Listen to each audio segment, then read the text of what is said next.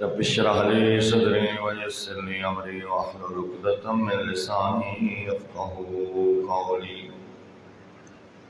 اعوذ بالله من الشيطان الرجيم. بسم الله الرحمن الرحيم. بلند صلوات.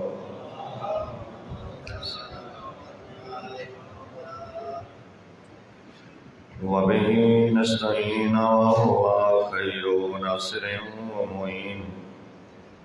والحمد لله رب العالمين. والعاقبة لأهل التقوى واليقين. صلوات.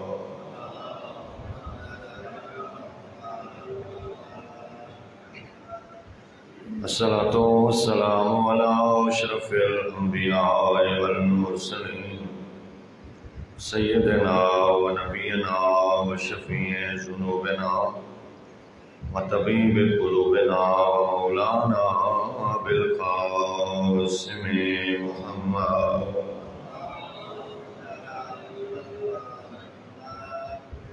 الصلاة والسلام على أهل بيته الطيبين الطاهرين المعصومين الغر الميامين المنتجبين المقربين الذين أذهب الله عنهم الرجس وطهرهم تطهيرا.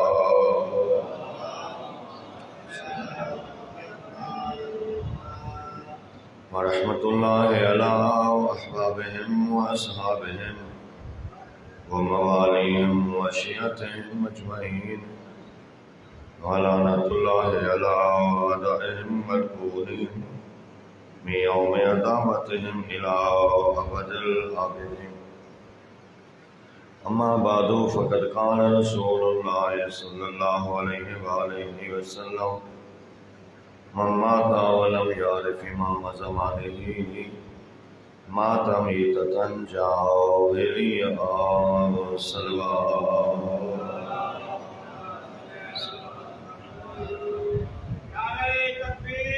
اللہ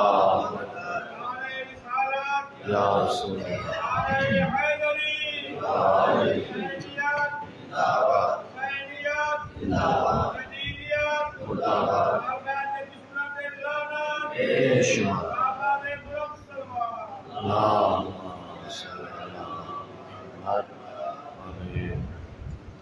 محترم و معزز سامعین، احباب دانش و احباب ایمان، سید الرسل سرکار دو عالم حضرت محمد مصطفیٰ صلی اللہ علیہ وآلہ وسلم کا ارشاد ہے، جس کو شیعہ سنی سب نے لکھا، کہ حضرت فرماتے ہیں: من مات ولم یعرف امام زمانہ مات میتۃ جاہلیہ. جو بندہ مرے جبکہ اس کو وقت کے امام کی معرفت نہ ہو، وہ جاہلیت کی موت مرے گا، کفر کی موت مرے گا. بہت مہم پہلو ہے کہ اپنے وقت کے امام کی معرفت ضروری ہے. اگر کوئی وقت کے امام کی معرفت کے بغیر مرتا ہے تو اس کا اسلام کہ مرنا مشکل ہے، وہ جاہلیت کی موت مرے گا. جہالت نہیں، جاہلیت یعنی کفر پہ مرے گا. اور بھی کچھ لوگ ہیں کہ جو جاہلیت کی موت مریں گے.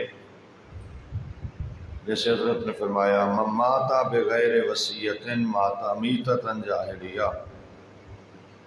جو بندہ بغیر وصیت کے مر جائے وہ بھی جاہلیت کی موت مرتا ہے.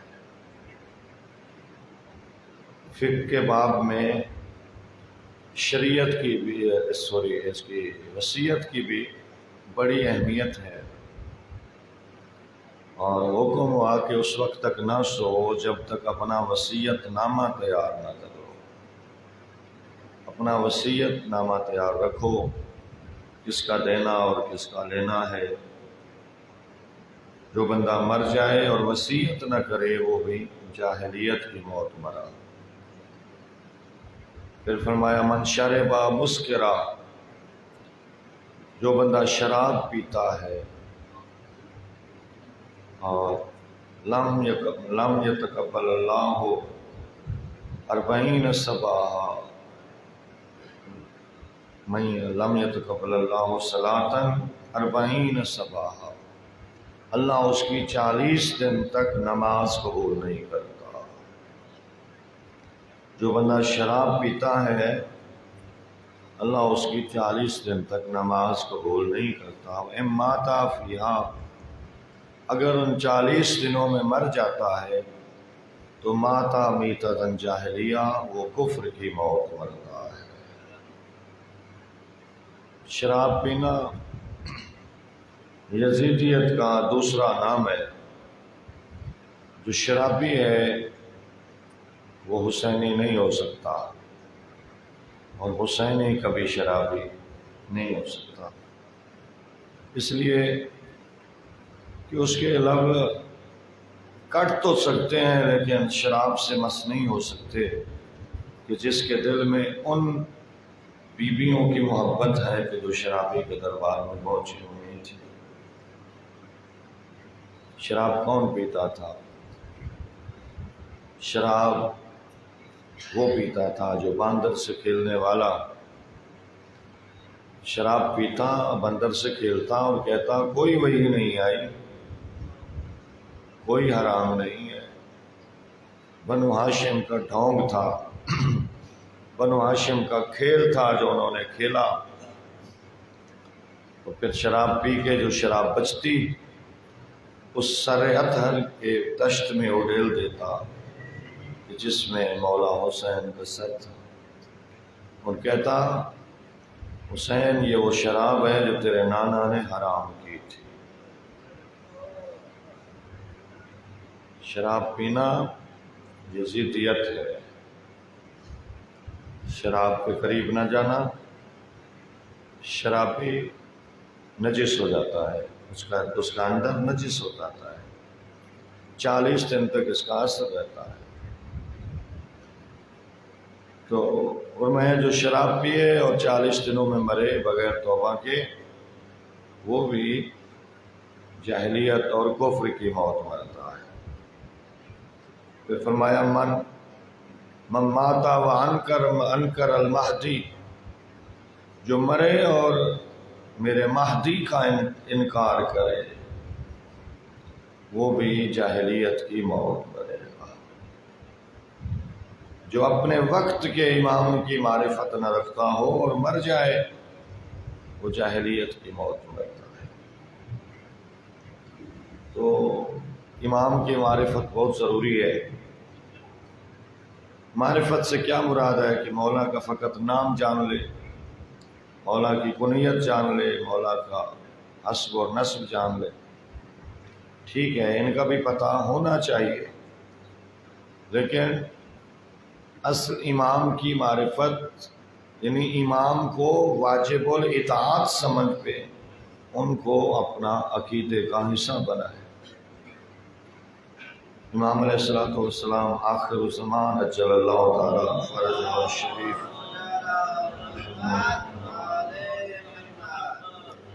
اونچی صلوات پڑھیں مل کے، اللہم صلی علی محمد وعلی محمد۔ ان کا نام وہی نام ہے جو رسول کا نام، ان کی کنیت وہی ہے جو رسول کی کنیت، لیکن محمد اور ابو القاسم کے ساتھ حضرت کو غیبت کے ایام میں پکارنا جائز نہیں ہے، لقب سے پکارا جائے۔ حضرت کا مشہور لقب مہدی ہے، اور یہی مہدی ہی روایات میں زیادہ آیا ہے۔ المہدی منا اہل البیت، المہدی من عطرت فاطمہ، من عطرتی من ولد فاطمہ، مہدی میری عطرت سے ہوگا، فاطمہ کی اولاد سے ہوگا، مہدی میرے حسین کا نواں ہوگا، مہدی ہم میں سے ہوگا۔ یہ لفظ مہدی زیادہ روایات میں آیا۔ تو مہدی کوئی لوگ کہتے ہیں مہدی، مہدی نہیں، مہدی. تو یہ مہدی بہت مشہور ترین اور بابرکت ترین لقب ہے حضرت کا. اور حضرت کے اور القاب بھی ہیں جیسے ہادی اور منتظر اور صاحب الزمان، لیکن مشہور قائم آل محمد. لیکن حضرت کا جو مشہور لقب ہے وہ مہدی ہے. حضرت کی ولادت بسعادت 255 ہجری نیمہ شعبان سامرا میں حضرت نرجس خاتون کی گود میں ہوئی. اس وقت حضرت کی کتنی عمر مبارک ہے؟ 1188 سال. 255 میں دنیا میں تشریف لائے، اور اگر آج ہوتا 1455 تو پورے 1200 سال کے. اب 1443 ہے تو 12 سال کم ہو گئے، تو 1188 سال کے اس وقت مولا. لیکن صاحب و زمان ہے، زمانہ و زمانیات ان پہ اثر نہیں کر رہا. مولا کی اس وقت بھی کیفیت 40 سالہ جوان کی ہے. جب آئیں گے تو بھی 40 سالہ جوان کی شکل و صورت میں کیفیت میں آئیں گے. ایسے زمانے کا کام یہ ہے کہ وہ زمانیات پہ اثر کرتا ہے، ہر نئی چیز کو پرانا بنا دیتا ہے. جیسے کون ہے زمانہ؟ یہ چاند اور سورج زمانہ ہے. چاند سورج حرکت کرتے ہیں تو، یا زمین حرکت کرتی ہے تو اس سے زمانہ بنتا ہے. دن اور رات بنتے ہیں، منٹ سیکنڈ بنتے ہیں، گھنٹے بنتے ہیں، سال بنتے ہیں. یہی زمانہ ہوتا ہے. اور فرمایا کہ ان الشمس والقمر، یہ سورج اور چاند جو بلغان کل جدید، ہر نئی چیز کو پرانا بنا دیتے ہیں. آپ بھی پرانے ہوتے جا رہے ہیں، بزرگی کی طرف جا رہے ہیں. بچے جوان ہو رہے ہیں، جوان بزرگی کی طرف جا رہے ہیں، اور بزرگ مزید بزرگ ہوتے چلے جا رہے ہیں. یہ زمانہ ہے. لیکن کیا امام علیہ الصلوۃ والسلام پہ بھی زمانہ اثر کر رہا ہے؟ نہیں. وہ 40 سال کی عمر میں، ان پہ زمانہ اثر نہیں کر رہا. آج کی اس مختصر سی محفل میں ہم نے یہ سوچنا ہے کہ امام علیہ الصلوۃ والسلام جو موجود ہیں، چونکہ مکتب اہل بیت کا جو نظریہ ہے وہ یہ کہ امام علیہ السلام 12ویں امام ہیں، سید و شہداء کے 9 بیٹے ہیں، اور آ چکے ہوئے ہیں. غیبت صغریٰ کے بعد غیبت کبریٰ میں ہیں، اور اس وقت تک قیامت نہ آئے گی جب تک یہ ظہور نہیں فرمائیں گے اور عدل و انصاف سے دنیا کو بھار نہیں دیں گے. ہمارا یہی نظریہ ہے نا. جس کو یہ نظریہ جس کے دل و دماغ میں موجود ہے وہ اونچی سلوات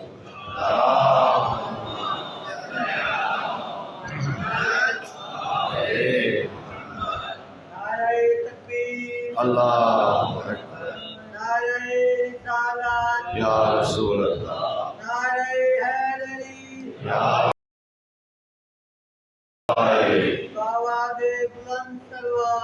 اللہ صلی اللہ علیہ.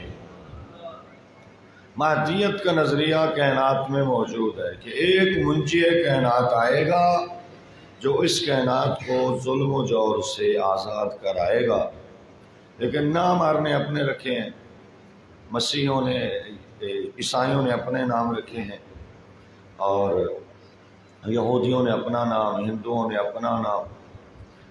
ہر ایک کے ہاں مہدیت کا نظریہ موجود ہے. تو وہ مہدی دوران جو اہل سنت کے ہاں نظریہ ہے وہ یہ ہے کہ وہ کہتے ہیں آئے گا لیکن ابھی نہیں آیا. ہم کیا کہتے ہیں؟ وہ آ گئے ہیں، نرجس خاتون کے لال ہیں، مولا امام حسن عسکری علیہ السلام کے جگر بند ہیں، وہ آ چکے ہوئے ہیں، اور 255 میں تشریف لائے. 260 ہجری میں 5 سال کی عمر میں ان کے شانوں پہ امامت کا بوجھ آ گیا. اور جب حضرت امام حسن عسکری علیہ السلام کی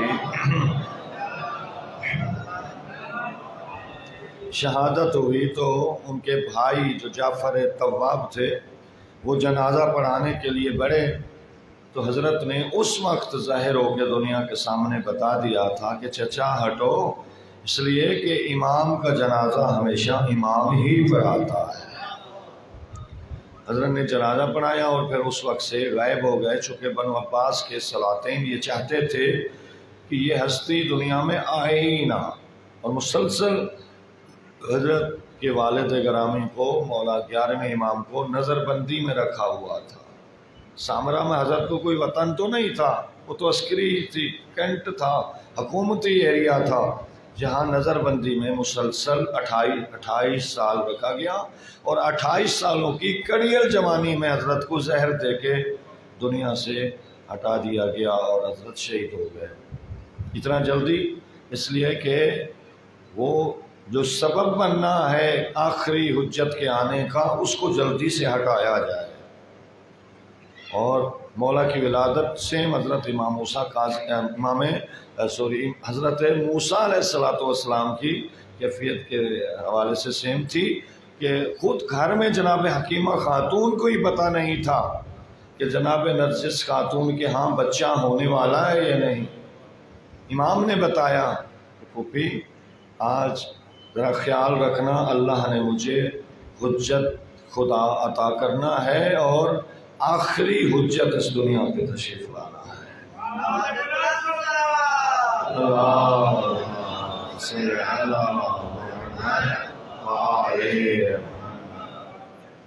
تو اعتراضات بھی ہوتے ہیں، چونکہ ان کے ہاں جو ہمارے ساتھ دوسرے لوگ بس رہے ہیں کہ جی ان کے ہاں تو نظریہ ہے کہ مہدی بعد میں آئے گا، ہمارا نظریہ یہ ہے کہ آ چکے ہوئے ہیں۔ 260 میں امامت کے عہدے پہ فیض ہوئے اور 70 سال غیبت صغریٰ میں رہے۔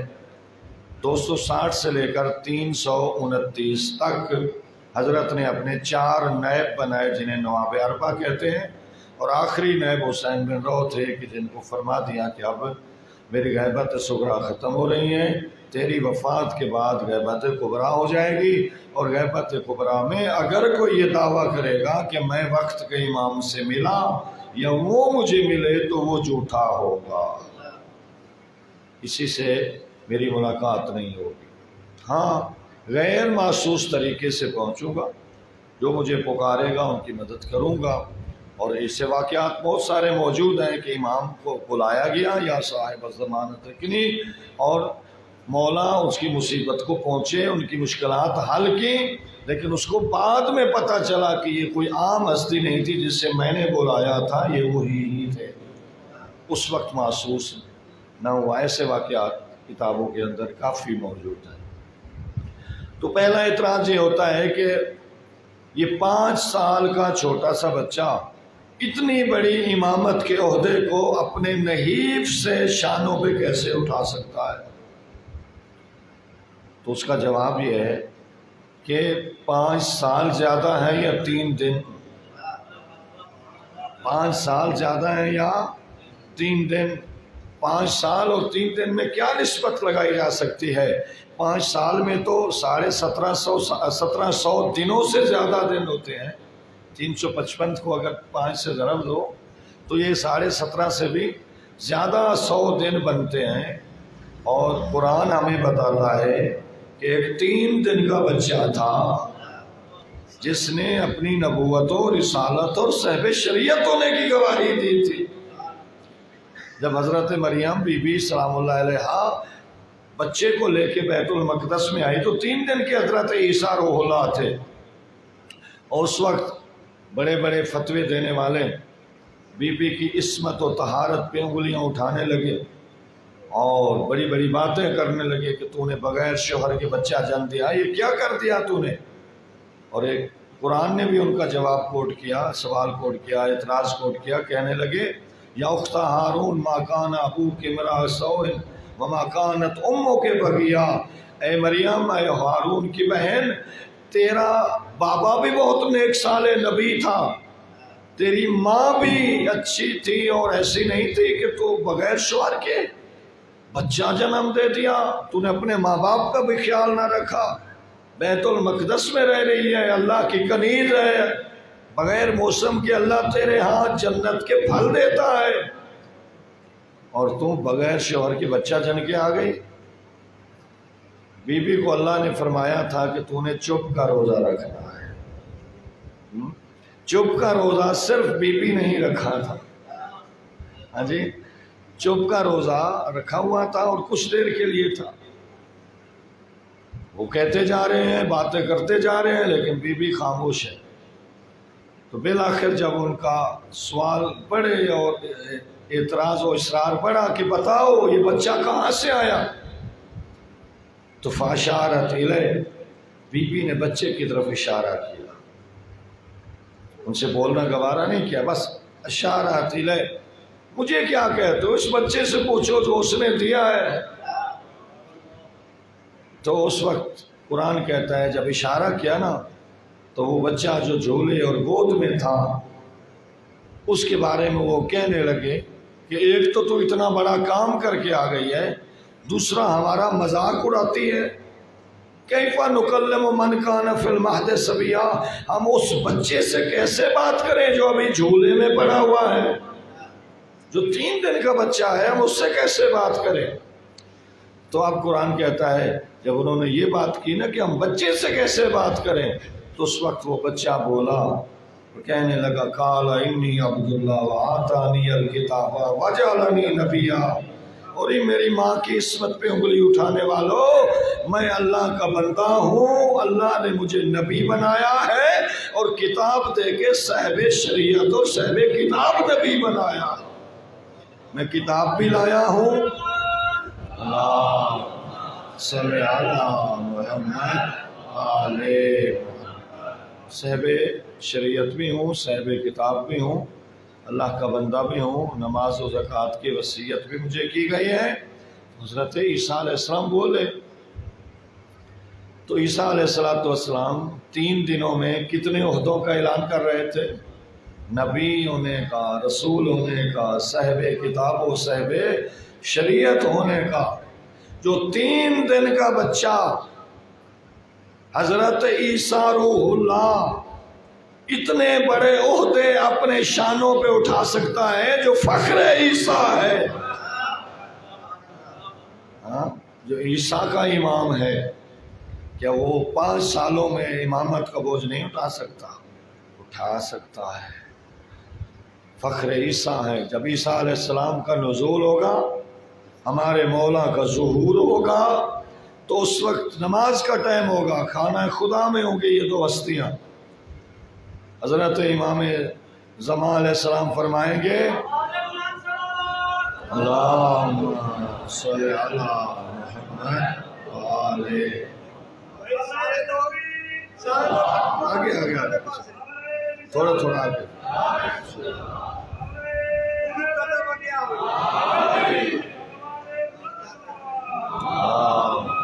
صلی علی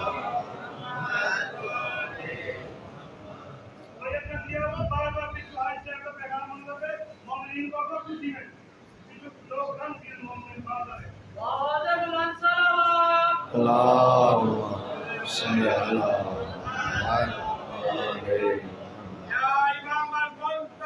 العجل العجل العجل العجل اللہم صلی علی محمد۔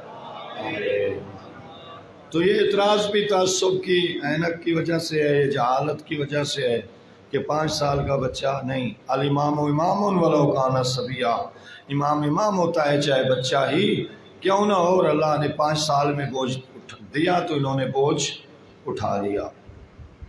دوسرا اعتراض یہ ہوتا ہے کہ اتنی بڑی عمر کیسے ہو سکتی ہے، 1188 سال، اور پتہ نہیں آگے کتنی بڑی عمر ہوگی۔ ہماری تو اس امت کی 50 60 70 سال اوسط عمر ہے، تو آپ کے اس امت کے امام کی اتنی بڑی عمر کیسے ہو سکتی ہے کہ وہ اتنا زیادہ زندہ رہ لیں؟ لہذا آئے ہی نہیں ہے۔ تو بھائی حضرت صاحب الزمان مولا علیہ السلام سے بڑی عمر والی ہستیاں بھی اس وقت موجود ہیں۔ حضرت عیسیٰ علیہ السلام کی کتنی عمر ہے؟ 2021 سال، یہ سن عیسوی لگا ہوا ہے نا، 2021، حضرت عیسیٰ علیہ السلام چوتھے آسمان پہ فزیکلی زندہ ہیں، وہ شہید ہو کے زندہ نہیں، ابھی موت نہیں آئی عیسیٰ علیہ السلام کو، اور وہ 2021 سال کے ہو گئے ہیں۔ اور حضرت خضر علیہ السلام وہ تو حضرت موسیٰ علیہ السلام سے بھی پہلے تھے، اور موسیٰ علیہ السلام تو ہزاروں سال پہلے آئے، جن کے امتی نبیوں میں سے حضرت سلیمان ہیں، اور حضرت داؤد ہیں، حضرت زکریا ہیں، حضرت یحییٰ ہیں، حضرت یونس ہیں، بہت سارے انبیاء حضرت موسیٰ کے امتی نبی بن کے آئے، اور ان سے پہلے حضرت خضر علیہ السلام ہیں، اور خضر علیہ السلام اس وقت بھی باقاعدہ زندہ ہیں، اور حضرت الیاس علیہ السلام وہ ان سے پہلے ہیں، وہ بھی زندہ ہیں، اور حضرت ادریس علیہ السلام وہ بھی زندہ ہیں۔ 4 نبی زندہ ہیں۔ اگر اللہ اپنے نبیوں کو زندہ رکھ سکتا ہے تو آخری نبی کی حجت کو کیوں نہیں زندہ رکھ سکتا؟ اللہم صلی علی محمد وآل محمد۔ اور کیا فقط اللہ کے الہی نمائندے زندہ ہیں؟ اللہ کے دشمن بھی زندہ ہیں یا نہیں؟ کون؟ شیطان شریف، ابلیس، الشیطان من الجن، شیطان جو جنوں میں سے ہے، وہ اس کی تو پتہ نہیں کتنی زندگی ہے۔ آدم علیہ السلام سے پہلے ہزاروں سال عبادتیں کر کر کر کے پہلے آسمان پہ، دوسرے پہ، تیسرے پہ، اور ملائکہ میں جا پہنچا، اور بالآخر لعنت کا طوق بھی پہن لیا، اور بعد میں مہلت بھی مانگ لی، اور اللہ نے فرما دیا الی وقت معلوم، تمہیں مہلت دے دی جاتی ہے، تو وہ کب سے ہے اور کب تک ہے، وہ بھی زندہ ہے۔ اللہ کا دشمن ہے دجال، وہ بھی کب سے، حضرت ذوالقرنین سکندر نے ان کے سامنے دیوار کھڑی تھی، وہ بھی آئے، امام کے ظہور کے ساتھ آئیں گے وہ دجال بھی زندہ ہے۔ اگر اللہ کا دشمن زندہ رہ کے لوگوں کو گمراہ کر سکتا ہے تو امام جو اللہ کی حجت ہے وہ زندہ رہ کے ہدایت کیوں نہیں کر سکتا؟ اللہم صلی علی محمد وآل محمد۔ تیسرا اعتراض یہ ہوتا ہے کہ اس امام کا فائدہ ہی کیا کہ جو ہمیں نماز نہیں پڑھاتے، ہمارے نکاح اور جنازے میں شریک نہیں ہوتے، اور ہمیں مسئلے نہیں بتاتے، اور ہمیں نظر نہیں آتے۔ تو اس کا جواب یہ ہے کہ امام کا کام فقط نماز پڑھانا نہیں، امام کا کام جنازہ پڑھانا نہیں، نکاح پڑھنا نہیں۔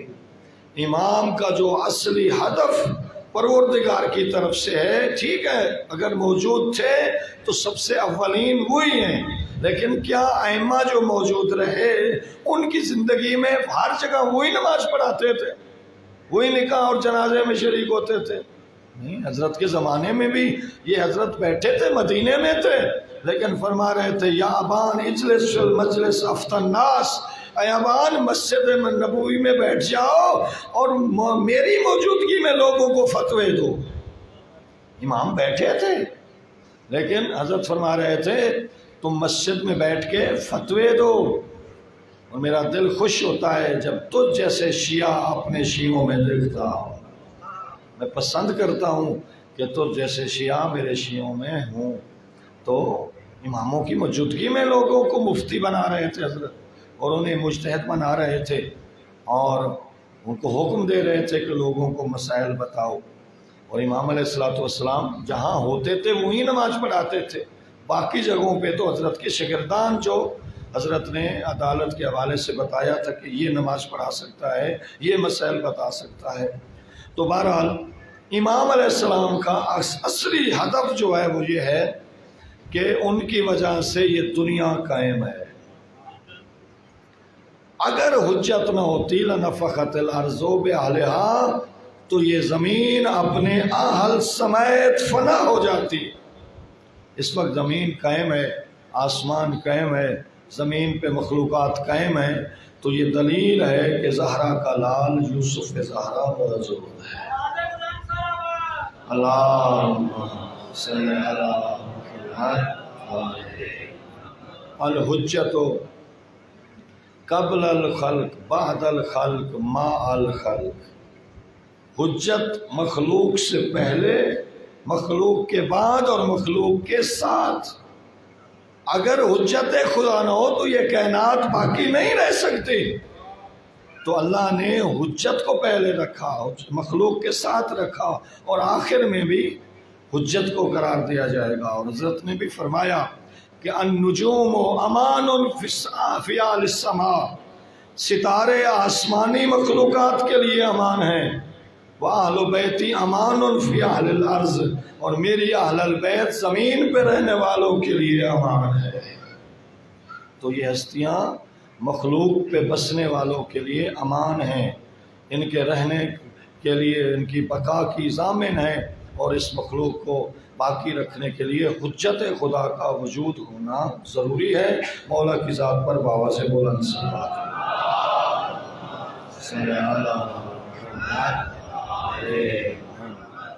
اور اپنے بیٹے کا تعارف کرایا، ان کا قد کاٹ بتایا، ان کی نشانیاں بتائیں، ان کی کیفیات بتائیں۔ فرمایا میری بیٹی فاطمہ کی اولاد سے ہوگا، اور دونوں بیٹے بیٹھے تھے۔ سلیمان محمدی پوچھتے ہیں مولا ان دو بچوں میں سے کس سے آپ کا مہدی آئے گا؟ تو امام حسین علیہ السلام کے سر پہ ہاتھ رکھ کے فرمایا کہ اس بیٹے کی پشت سے میرا نواں مہدی ہوگا۔ اور پھر حضرت نے ان کی کیفیت بتائی، لون عربی، جسمہ جسم اسرائیلی، علی خط الایمن خال کانہ کوکب دری، کہ ان کا جو رنگ ہوگا وہ عربی رنگ، گندم گو رنگ ہوگا، ان کا جسم اسرائیلی جوان جیسا ہوگا، اور ان کے دائیں رخسارے پہ ایک دل ہوگا جو 14ویں کے چاند کی طرح چمک رہا ہوگا۔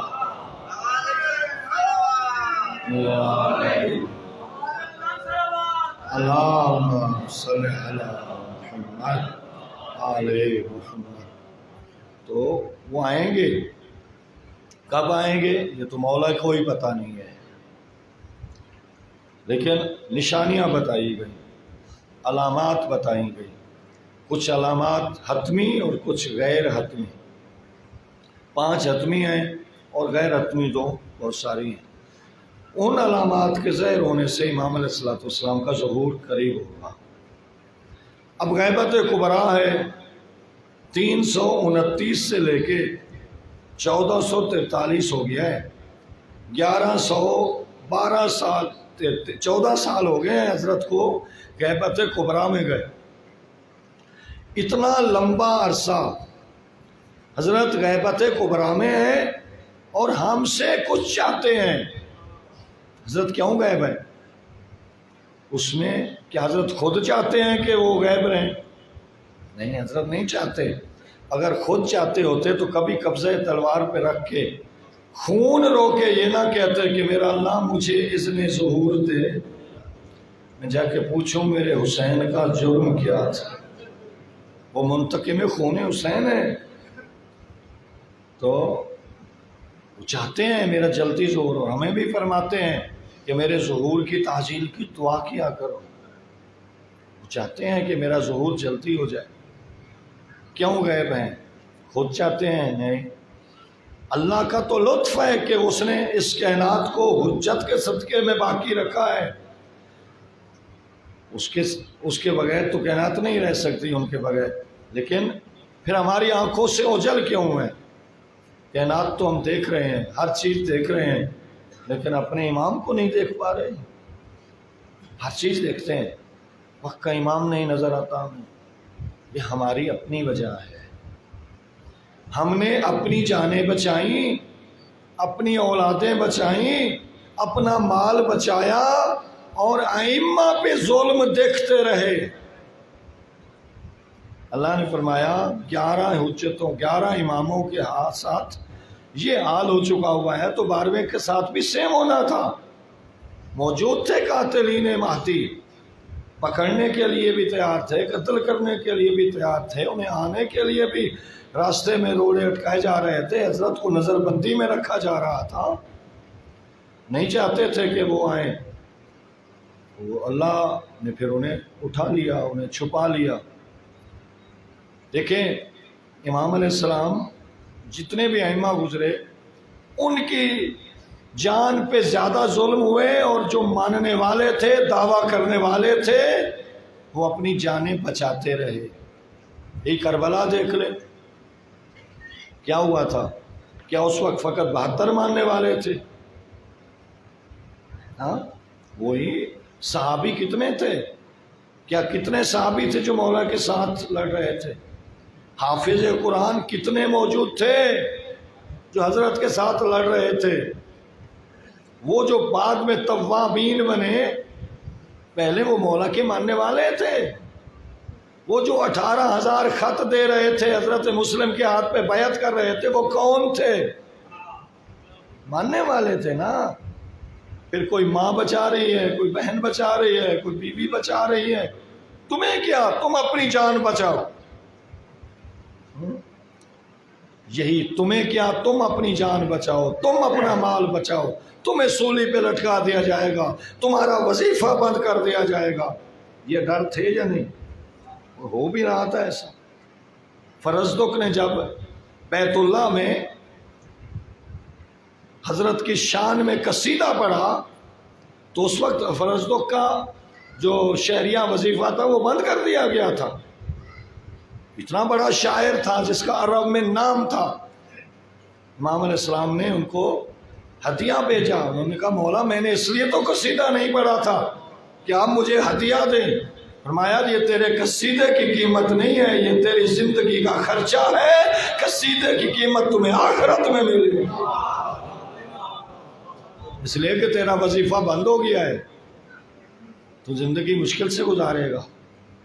تو وہاں تو اس طرح کے مسائل تھے۔ جو آل محمد کے لیے بولتا، زبان کھولتا یا زہر ہوتا تو یا تو انہیں دیواروں میں چن دیا جاتا یا سولی پہ لٹکا دیا جاتا۔ حضرت میثم تمار کا کیا جرم تھا؟ کوئی نعوذ باللہ چور تھے؟ کوئی اور ان میں آلودگی تھی؟ نہیں، نیک صالح، غریب پرور، خود بھی ایک عام نارمل سی زندگی گزارنے والے، جو کھجوروں کو ٹوکرے کو بیچ کے چند ٹکے لے کے گزارا کرے، ان کی زہری کیفیت تو یہ تھی، لیکن جرم یہ تھا کہ ان کی زبان پہ علی علی رہتا تھا، اور پھر کھجور کے تنے پہ لٹکا دیا گیا، اور کھجور پہ تنے پہ پھر لٹکایا نہیں، زبان کو کاٹ دیا گیا۔ جرم کیا تھا؟ محبت ہے۔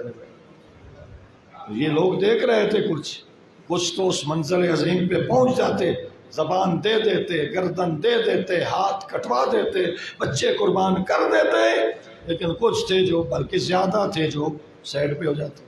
وہ آج بھی سیم ہوتا۔ اللہ نے اپنی حجت کو غائب کر دیا۔ یہ ہماری وجہ ہے، اور ہمارے گناہ آج بھی امام علیہ السلام کے ظہور کو دور کر دیتے ہیں، اور امام علیہ السلام ہمارے نام اعمال کو ہر ہفتے دیکھتے ہیں۔ مولا کی خدمت میں جاتا ہے ہمارا نام اعمال، اس پہ یہ خوش ہوتے ہیں یا روتے ہیں؟ وہ تو میں اپنی کیفیت کو خود جانتا ہوں کہ میں امام کو خوش کر رہا ہوں یا امام کو رلا رہا ہوں۔ کالے کپڑے پہن کے بھی میں اگر بے نمازی بنوں، کالے کپڑے پہن کے بھی میں لوگوں کی عزتوں کو لوٹوں، کالے کپڑے پہن کے بھی میں رشوت کھاؤں، تو امام علیہ السلام کو دکھ اور زیادہ ہوگا۔ تو نے حسینی کا لباس پہنا ہے، لوگ تمہیں کالا کپڑے سے دیکھ کے کہتے ہیں یہ حسینی ہے، اور پھر ہماری طرف نسبت رکھ کے اپنے ہاتھوں، کانوں، پاؤں کی تو حفاظت نہیں کر رہا۔ تو اس غیبت کبریٰ میں ہماری ذمہ داریاں ہیں۔ محدث نوری، علامہ محدث نوری بہت بڑے عالم گزرے، انہوں نے مولا کی شان پہ کتاب لکھی النجم الثاقب، بہت وسیع ضخیم کتاب ہے، اور ان کے شاگرد ہیں علامہ شیخ عباس قمی، جنہوں نے مفاتیح الجنان لکھی ہے۔ انہوں نے بھی ایک کتاب لکھی، وہ ہمارے ہاں موجود بھی ہے، اس کا اردو ترجمہ ہے منتہی الاعمال فی تاریخ نبی و آل، جس کا ترجمہ ہے احسن المقال، احسن المقال بہت اچھی کتاب ہے تاریخ کی، آپ پڑھا کریں۔ اس کے آخری باب میں وہ امام زمان علیہ الصلوۃ والسلام کی غیبت کبریٰ کے زمانے میں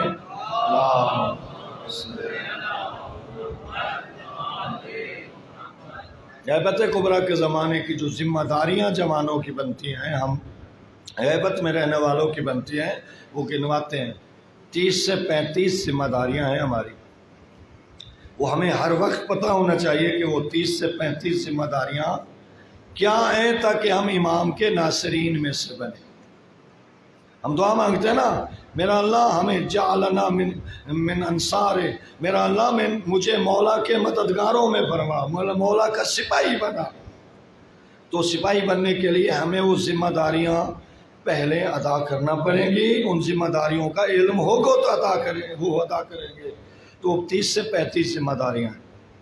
علامہ ذیشان حیدر جوادی نے ان 40 میں سے 8 ذمہ داریاں اہم نکالی ہیں، وہ میں آپ کو 8 بتاتا ہوں، آپ مجھے سلوات۔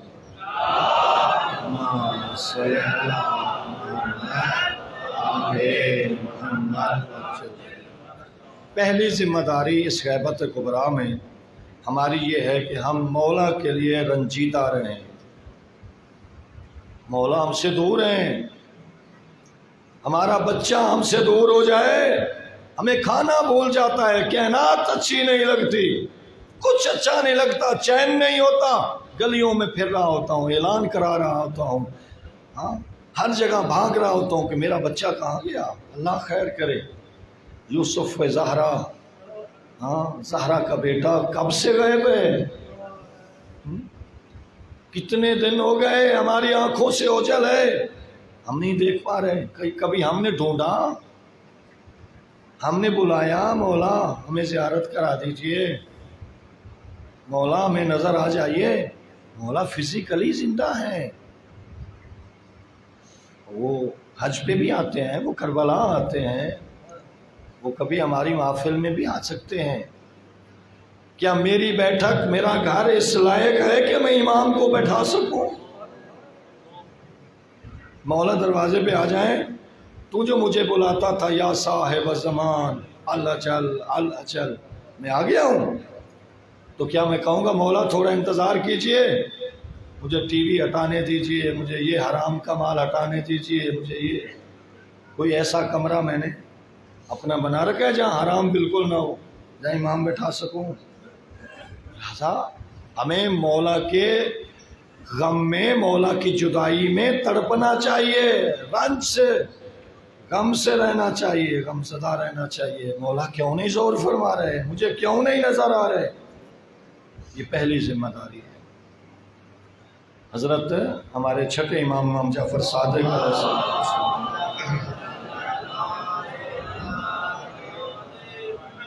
زمین پہ بیٹھ کے روتے تھے، اور جب آئے نا حضرت کا شاگرد ابان پہ تغلب، تو کہ دیکھا تو حضرت خاک پہ بیٹھے ہوئے تھے، رو رہے تھے۔ انہوں نے پوچھا حضرت کیا مصیبت آ پڑی؟ میں بڑی مصیبت کو میں یاد کر رہا ہوں، میں نے کتاب جعفر کا مطالعہ کیا ہے، آخری زمانے کے حالات پڑھے ہیں، تو میں یہ رو رہا ہوں۔ ان دنوں ایمان سنبھالنا ہمارے شیعوں کے لیے کتنا مشکل ہو جائے گا۔ اس زمانے کو یاد کر کے چھٹا امام خاک پہ بیٹھ کے روئے، اور ہمیں پرواہ ہی نہیں ہے۔ اس زمانے کو یاد کر کے امام روتے تھے بیٹھ کے۔ ایمان سنبھالنا، اس پہ مر جانا، مومن ہو کے مرنا اس زمانے میں بہت مشکل ہے۔ دوسری وقت ختم ہو گیا۔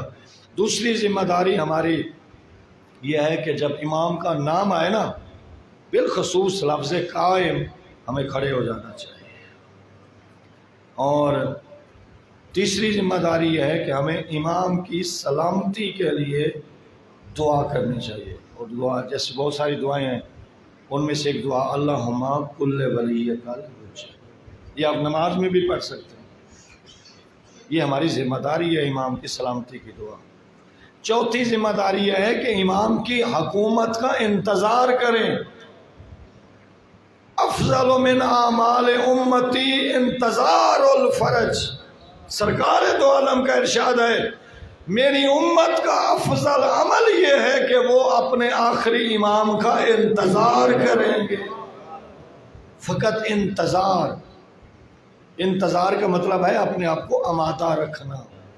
یا آپ جب مولا پہ سلام کرتے ہیں نا تو سر پہ ہاتھ رکھتے ہیں اور ایک قدم آگے بھی بڑھا لیتے ہیں.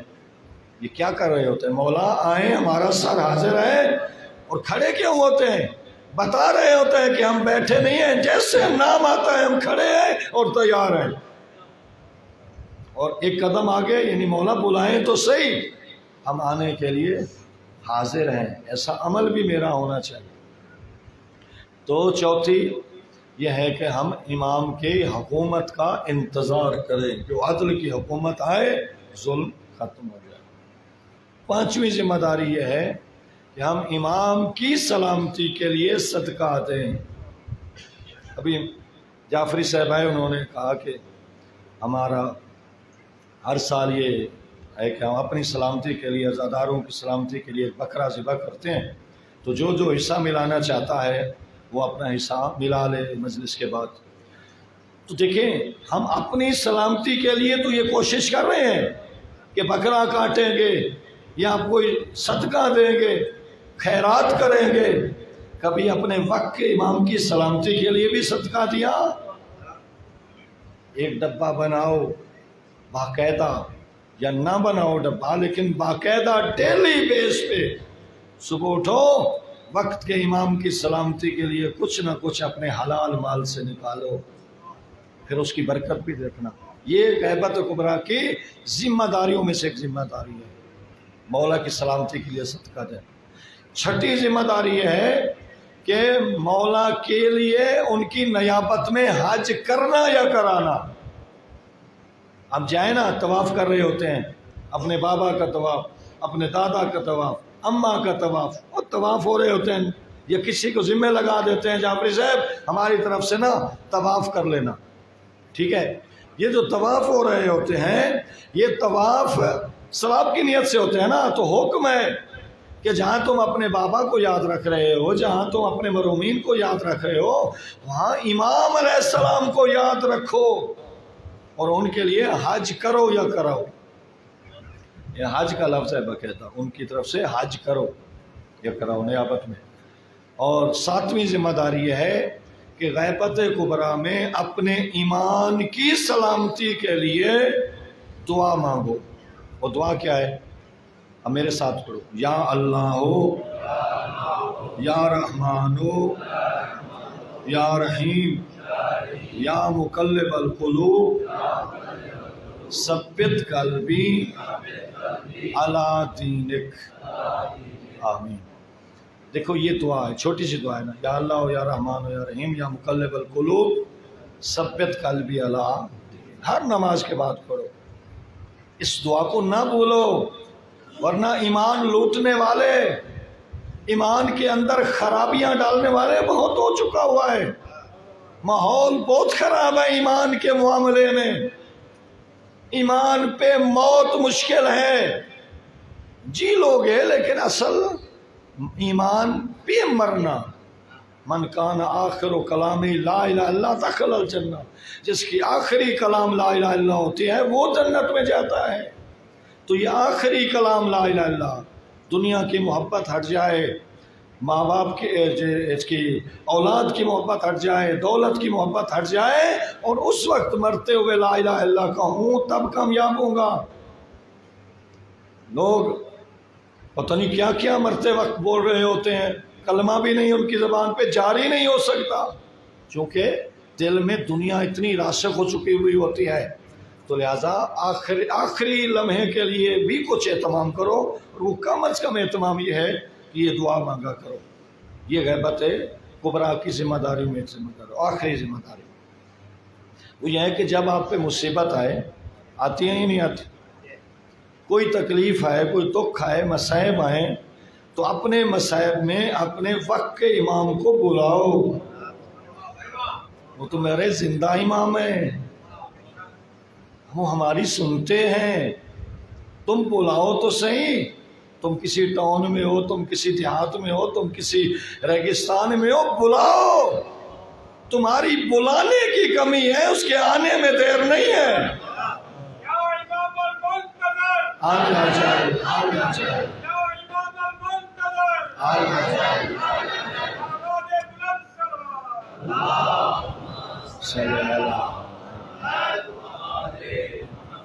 واقعات موجود ہیں، ٹائم ختم ہو گیا۔ بلاؤ امام کو، امام علیہ السلام آئیں گے۔ کیسے بلاؤ؟ جیسے ابھی بلایا، یا امام یا صاحب الزمان ادرکنی، مولا تم زمانے کے امام ہو، میری مدد کرو، میں آپ کا ماننے والا ہوں، دنیا کی محبت نے مجھے گھیر رکھا ہے، مولا اس معاملے میں میری مدد کرو، مولا خواہشات میں غرق ہو گیا ہوں، میری مدد کرو، مولا شیطان میرے اوپر غالب آ گیا ہے، میری مدد کرو۔ مدد فقط پیسے میں مانگنی ہے؟ ہدایت کی مدد مانگو، آخرت کی مدد مانگو، ایمان کی سلامتی کی مدد مانگو، امام علیہ السلام ہماری مدد فرمائیں گے۔ اور آؤ، امام علیہ السلام اس وقت صاحب عزا، اس وقت صاحب عزا کون ہے؟ جو زندہ ہے اہل البیت میں، وہ یوسف زہرا ہیں، اور ان دنوں میں بہت دکھی ہیں وہ۔ زیارت نہ یہاں بہت پڑھی جاتے ہیں نا، اس میں کیا جملے ہیں؟ فرماتے ہیں پلاب کیننا، میں روتا ہوں، بہت روتا ہوں، صبان و مساء، صبح بھی شام۔ ہم نے تو رونے کا ٹائم بنایا ہے نا۔ اور حضرت فرماتے ہیں میرا جد، لوگ تمہیں پانی روتے ہیں، میں خون روتا، خون روتے۔ کس میں؟ اس حسرت میں کہ مجھے زمانے نے مؤخر کر دیا، اور مولا میں آپ کے ساتھ خون میں گلتا نہ ہو سکا۔ جب مولا نے فرمایا نا حال من ناصر ینصرنا، ملائکہ اترے، جب آئے تو مولا شہید ہو چکے تھے۔ ان ملائکہ نے کہا، 4000 ملائکہ تھے، میرا اللہ ہم کربلا میں آئے تھے نواسہ رسول کی نصرت کے لیے، لیکن مدد نہیں کر سکے، تو میرا اللہ اب ہم کربلا سے نہیں آئیں گے واپس، یہیں خاک کربلا سروں میں ڈالیں گے، اور اسی قبر کے گرد روتے رہیں گے، طواف کرتے رہیں گے۔ اللہ نے فرمایا ٹھیک ہے تم رک جاؤ، قائم آئے گا جو ان کے خون کا بدلہ لینے والا، وہی انہی کے ساتھ مل کے تم بھی نصرت کر لینا۔ اور بی بی جب دروازہ گھرا تھا نا، اور بی بی کو دروازے اور دیوار میں پسلا جا رہا تھا، اس وقت میں بی بی کا ایک بہن آیا تھا، یا قائم، وہ میری ٹوٹی پسلیوں کا بدلہ لینے والا۔ یہ قائم تو وہ ہے جو آل محمد پہ جو ظلم ہوئے انہی کا بدلہ لے گا۔ منتقم خون حسین سار اللہ، اللہ کے خون کا بدلہ لینے والا۔ وہ مہدی دوران ہم سے کیا چاہتا ہے؟ ہم سے یہی چاہتا ہے نا کہ رونے کی شکل تو بنا لو، ہمارے گھر میں مصیبت آ چکی ہے، زہرا کا گھر اجڑنے والا ہے۔ آج 8 محرم ہے، کل 9 ہے، اور 10ویں کی رات آنے والی ہے۔ امام علیہ السلام نے شب عاشور اپنے سارے انصار کو آزمانا چاہا، کہا کہ عباس چراغ بجھا دو، ہو سکتا ہے میرے حیا کی وجہ سے کچھ لوگ نہ جا سکتے ہوں، میں بیعت کی رسی اٹھاتا ہوں، تم چلے جاؤ، جان بچاؤ، یہ میری جان کے دشمن ہیں، میرے خون کے پیاسے ہیں، تم چلے جاؤ۔ اور حضرت نے یہ بھی فرمایا تم اپنے ساتھ میری اہل البیت میں ایک ایک کو ملا بھی سکتے ہو، اکیلے نہ جاؤ، مجھے تنہا رہنے دو۔ جب حضرت نے یہ غربت بھرا جملہ کہا نا، تو اٹھا ام البنین کا لال، وفا کا دروازہ کھولا، کہا مولا اس لیے زندہ رہے کہ آپ شہید ہو جائیں اور ہم زندہ رہیں، ایسی زندگی کی ہمیں کوئی ضرورت نہیں، مریں گے تو آپ کے قدموں میں، جئیں گے تو آپ کے قدموں میں۔ ایک اٹھا اور اس نے کہا مولا مجھے 70 دفعہ مار کے زندہ کیا جائے، میری لاش کا قیمہ بنا دیا جائے، مجھے جلا کے خاک بنا کے اڑا دیا جائے، پھر بھی تیرے قدموں کو نہیں چھوڑوں گا۔ ہر ایک اپنی اپنی جانثاری کے جملے کہنے لگا۔ جب حضرت نے دیکھ لیا نا کہ یہ تو میرے ایسے جانثار ہیں جو میرے بابا کو نہ ملے، جو میرے نانا کو بھی نہ ملے، نہ میرے بھائی کو ایسے ملے، تو پھر فرمایا سنو، جتنے مرد بیٹھے ہو کل سارے شہید ہیں، سارے شہید۔ اب روایت کہتی ہے اس مجمع کے آخر میں ایک 13 سالہ یتیم بیٹھا،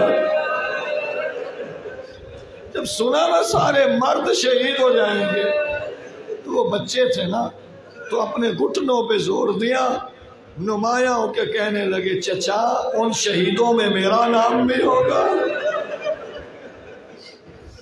میرا نام بھی ہوگا۔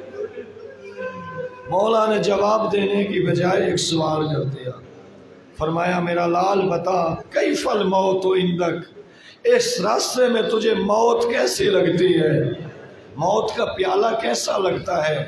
قربان جاؤں اس ماں کی تربیت پہ جس نے 3 سال کا امام حسن سے لیا تھا، 10 سال بیوہ بن کے پالا، اب 13 سال کی قربانی تیار ہو چکی ہے۔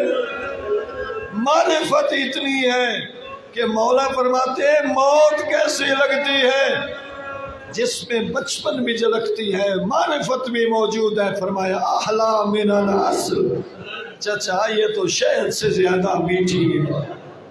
ایسا جواب کسی نے دیا آج تک کہ موت شہد سے زیادہ میٹھی ہو؟ یہ علی قاسم کا جواب تھا۔ تو فرمایا بیٹا موت تمہیں شہد سے زیادہ میٹھی لگتی ہے؟ فرمایا ہاں چچا۔ تو فرمایا تم نہیں علی اصغر بھی کل شہید ہو، فقط تم نہیں علی اصغر بھی شہید ہو جائے گا۔ علی قاسم نے رو کے فرمایا چچا کیا فوجی خیموں میں چلے آئیں گے؟ وہ تو اماں رباب کی گود میں ہے۔ نہیں بیٹا میں انہیں پانی پلانے لاؤں گا، امت پانی اس انداز میں پلائے گی کہ وہ ہمیں چھوڑ جائے۔ دادانو یہ رات کا ماجرا تھا، ہر ایک کو گھر دکھا لیے، حبیب یہ تیرا محل ہے، مسلم یہ تیرا محل ہے۔ ازادارو رات گزر گئی، آ گیا 10ویں کا دن، بازار گرم ہو گیا، لاشوں پہ لاشیں، بالآخر بچ گئے تو ایک ام البنین کا لال، ایک زہرا کا لال۔ حضرت نے لاشوں کے درمیان کھڑے ہو کے بیان کیا حل من ناصر ینصرنا، ہے کوئی میری مدد کرنے والا؟ جب غربت کا بیان سنا نا حضرت قاسم نے تو دروازے خیمہ پہ آ کے کہا چچا میں حاضر ہوں، میرے ہوتے ہوئے کیوں غربت کے بیان کر رہے ہو؟ میں حاضر ہوں۔ جب بھائی کی نشانی دیکھی تو خیمہ کے دروازے پہ مولا پہنچے، فرمایا بیٹا تو میرے حسن کی نشانی ہے۔ کہا نہیں چچا آپ کا کوئی نہیں بچا، مجھے رخصت دے دو۔ تو اس وقت امام نے فرمایا تمشی برجلک الی الموت، بیٹا حسن کیا اپنے بیٹا قاسم کیا اپنے پاؤں سے چل کے موت کی طرف جاتے ہو؟ امام کے بیٹے نے فرمایا تھے تو چھوٹے لیکن کوئی معرفت سے بھرے ہوئے تھے، فرمایا کیف امشی کیف لا امشی، میں کیسے نہ موت کی طرف چل کے جاؤں، اذ لا ناصر ولا معین، تیرا جو کوئی نہیں بچا، تم جو بغیر سہارا کے غربت کے بیان کر رہے ہو، میں کیسے نہ جاؤں وزادارو۔ پھر مولا نے اجازت نہ دی، کہا نہیں تو میرے حسن کی نشانی ہے، بیوہ ماں کا سہارا ہے، تم نہ جاؤ۔ وزادارو بہت خوبصورت تھے حضرت علی قاسم۔ اب شہید مطہری فرماتے ہیں حضرت علی قاسم نے منتیں کرنی شروع کر دی، چچا مجھے اجازت دے دو۔ جتنا انکار علی قاسم پہ کیا کسی شہید پہ نہیں کیا۔ عزادارو شہید مطہری فرماتے ہیں بیٹھتے تو پاؤں پہ بوسہ دیتے، کھڑے ہوتے تو امام کے ہاتھ چومتے۔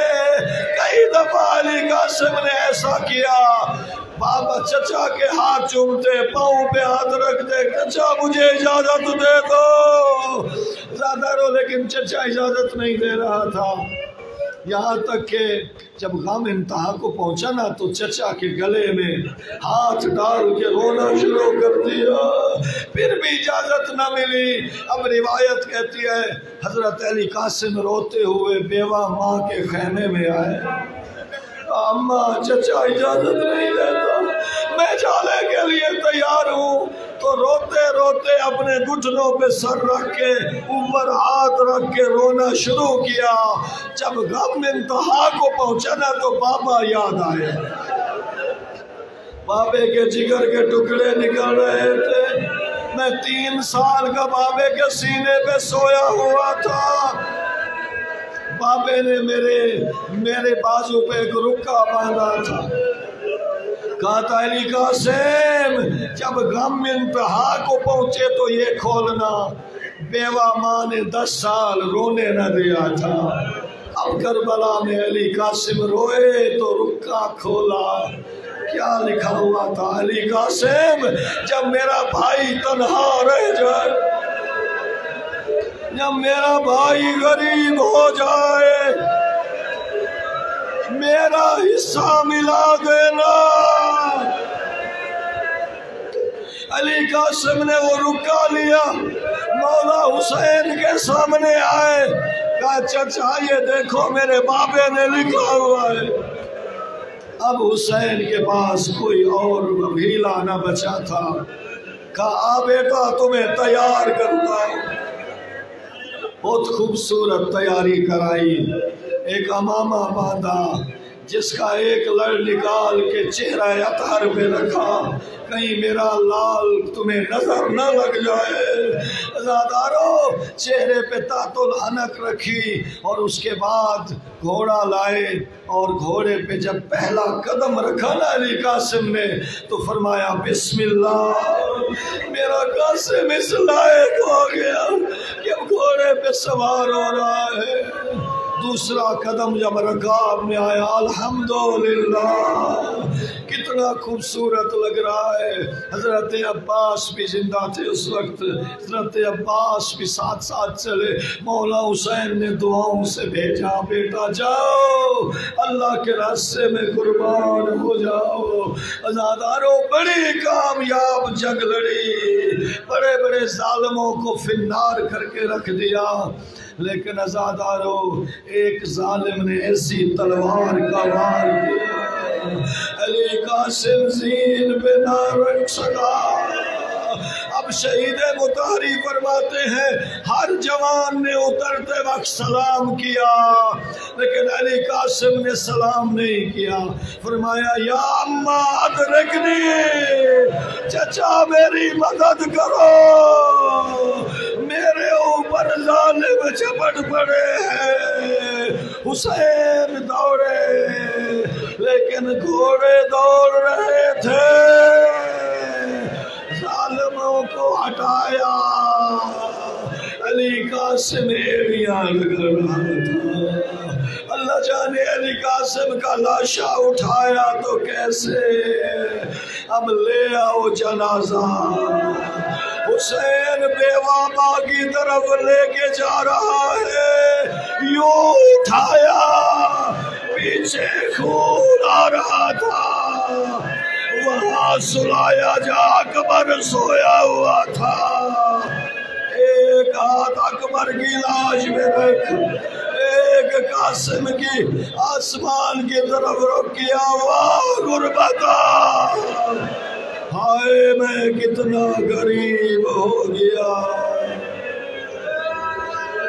میرا قاسم مجھے چھوڑ گیا، میرا اکبر مجھے چھوڑ گیا۔ الا لعنت اللہ علی القوم الظالمین وسيعلم الذين ظلموا أيام منقلبين۔